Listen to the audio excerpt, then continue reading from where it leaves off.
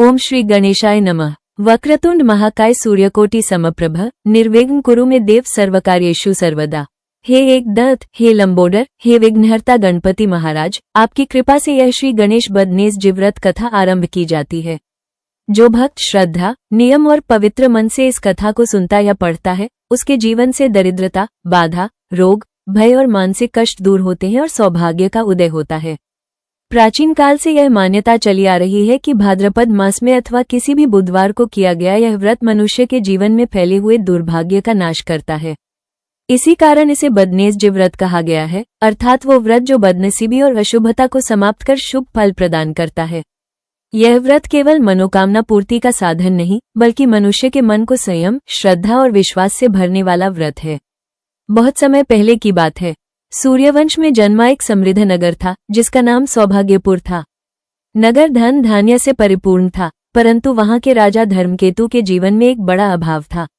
राजा धर्मकेतु धर्मपरायण, न्यायप्रिय और प्रजावत्सल थे, किंतु उन्हें संतान सुख प्राप्त नहीं था।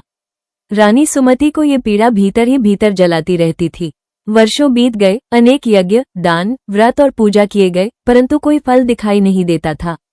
रानी प्रतिदिन भगवान से प्रार्थना करती और अश्रुपूरित नेत्रों से अपने भाग्य को कोसती। एक रात्रि जब रानी अत्यंत दुखी होकर सोई, तब उन्हें स्वप्न में दिव्य प्रकाश दिखाई दिया। उस प्रकाश के मध्य चंद्रमा के समान शीतल मुख, विशालकाय शरीर, हाथी के मस्तक और हाथों में मोदक धारण किए भगवान श्री गणेश प्रकट हुए।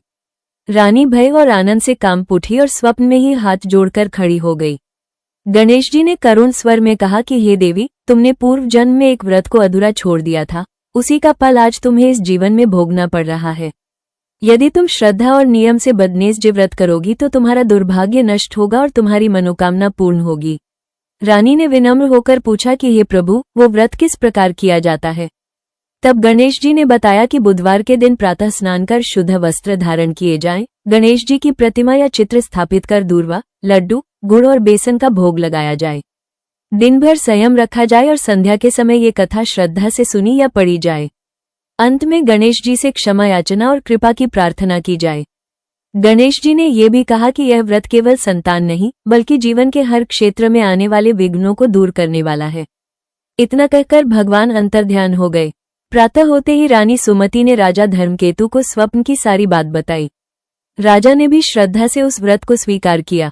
दोनों ने विधिपूर्वक बदनेस जिव्रत किया। कुछ ही समय बीतने पर रानी गर्भवती हुई और उचित समय पर उन्होंने एक तेजस्वी पुत्र को जन्म दिया। पूरे नगर में हर्ष और उत्सव का वातावरण छा गया। राजा और प्रजा ने भगवान गणेश की महिमा का गुणगान किया। समय बीतने के साथ साथ राजा धर्मकेतु के मन में धीरे धीरे अहंकार उत्पन्न होने लगा।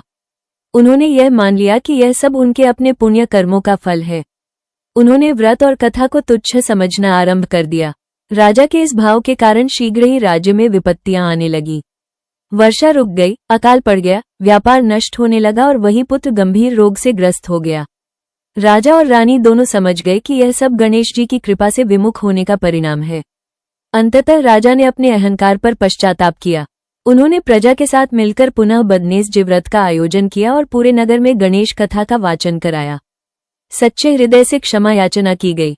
कथा पूर्ण होते ही चमत्कार घटित हुआ। आकाश में बादल घेरे, वर्षा हुई, अकाल समाप्त हुआ, पुत्र का रोग दूर हो गया और राज्य पुनः सुख समृद्धि से भर गया। इस प्रकार भगवान श्री गणेश ने ये सिद्ध किया कि वे सच्ची श्रद्धा से प्रसन्न होने वाले देवता हैं। इस कथा से हमें ये शिक्षा मिलती है कि अहंकार मनुष्य का सबसे बड़ा शत्रु है और श्रद्धा से किया गया छोटा सा व्रत भी बड़े से बड़ा कष्ट दूर कर सकता है। जो भी भक्त इस बदनेस जिव्रत कथा को श्रद्धा से सुनता या पढ़ता है, उसके जीवन से बाधाएं दूर होती हैं और सुख, शांति तथा सौभाग्य का वास होता है। हे विघ्नहर्ता गणेश जी, जिस प्रकार आपने राजा धर्मकेतु और रानी सुमति के जीवन से दुर्भाग्य का नाश किया, उसी प्रकार हमारे जीवन के भी सभी विघ्न, रोग, शोक और भय दूर करें। हमें सद्बुद्धि, सच्ची भक्ति और धैर्य प्रदान करें। ओम गण गणपत्ये नमः। ओम गण गणपत्ये नमः। ओम गण गणपत्ये नमः। बुधवार का व्रत भगवान श्री गणेश जी को समर्पित होता है और इसे अत्यंत श्रद्धा, शुद्धता तथा नियम के साथ किया जाता है। इस व्रत का उद्देश्य जीवन से विघ्न, बाधा, दुर्भाग्य और मानसिक अशांति को दूर कर सुख, समृद्धि और बुद्धि की प्राप्ति करना है। जो भक्त नियमित रूप से बुधवार का व्रत करता है, उसके कार्य बिना रुकावट पूर्ण होते हैं। व्रत करने वाला भक्त ब्रह्म मुहूर्त में उठकर स्नान करता है। यदि संभव हो तो स्नान में जल में थोड़ी गंगाजल या तुलसी का पत्ता मिलाया जाता है। स्नान के बाद स्वच्छ पीले या हरे रंग के वस्त्र धारण किए जाते हैं, क्योंकि ये रंग भगवान गणेश को प्रिय हैं। इसके बाद घर के मंदिर या पवित्र स्थान को साफ कर वहां गणेश जी की प्रतिमा या चित्र स्थापित किया जाता है। स्थापना के बाद भगवान गणेश का ध्यान किया जाता है और हाथ जोड़कर व्रत का संकल्प लिया जाता है कि आज के दिन मैं संयम, शुद्ध विचार और भक्ति भाव के साथ बुधवार का व्रत करूंगी और गणेश जी की कथा का श्रवण करूंगी। संकल्प लेते समय अपनी मनोकामना मन ही मन भगवान के चरणों में अर्पित की जाती है। पूजा के समय गणेश जी को दूर्वा अर्पित की जाती है, क्योंकि दूर्वा उन्हें अत्यंत प्रिय है। इसके साथ ही मोदक, लड्डू, बेसन के पकवान, गुड़, फल और मिठाई का भोग लगाया जाता है। धूप, दीप और अगरबत्ती जलाकर गणेश जी के मंत्रों का जाप किया जाता है, जैसे ओम गण गणपति नमः या ओम श्री गणेशाय नमः। पूजा के दौरान शांत मन से गणेश जी का स्मरण करना विशेष फलदायी माना जाता है। बुधवार के व्रत में भक्त दिन भर उपवास रख सकता है। कुछ लोग पूर्ण उपवास करते हैं, कुछ फलाहार करते हैं और कुछ केवल एक समय सात्विक भोजन ग्रहण करते हैं। इस दिन नमक, तामसिक भोजन, झूठ, क्रोध और नकारात्मक विचारों से दूर रहना चाहिए। व्रत केवल भोजन का त्याग नहीं, बल्कि मन और कर्म की शुद्धता का व्रत भी है। संध्या समय पुनः दीप प्रज्वलित कर भगवान गणेश की आरती की जाती है। इसके बाद श्रद्धा से बुधवार की व्रत कथा या बदनेस जी व्रत कथा सुनी या पढ़ी जाती है। कथा के दौरान बीच में उठना बैठना नहीं चाहिए और मन को कथा में लगाए रखना चाहिए। कथा समाप्त होने पर भगवान से जाने अनजाने हुए अपराधों के लिए क्षमा याचना की जाती है। अंत में प्रसाद का वितरण किया जाता है और ब्राह्मण, गाय, गरीब या जरूरतमंद व्यक्ति को यथाशक्ति दान दिया जाता है। माना जाता है कि दान से व्रत का फल कई गुना बढ़ जाता है। इसके बाद व्रत खोला जाता है और भगवान गणेश को पुनः धन्यवाद दिया जाता है।